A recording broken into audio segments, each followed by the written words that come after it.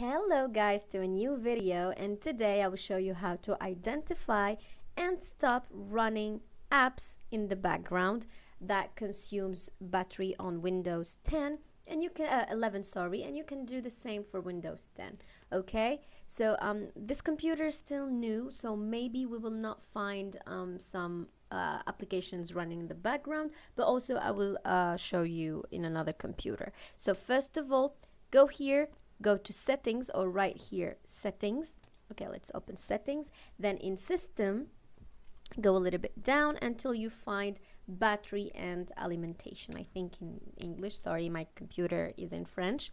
So here you will find everything, but we want to click here and show detailed information.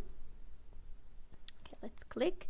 Then choose 24 hours. As I told you, this computer is still new. You can see here there are a lot of apps are using my or running in my background, like Amazon Alexa, that I do not use at all. So I'm going to shut it off. So click here and then manage background activity. Then we're going to scroll a little bit down until we find background apps permissions. As you can see, there is power optimized, but no, we will put it as never. Okay, and that's it. I hope you like this video and this tutorial, and I hope it helps you optimize your battery life.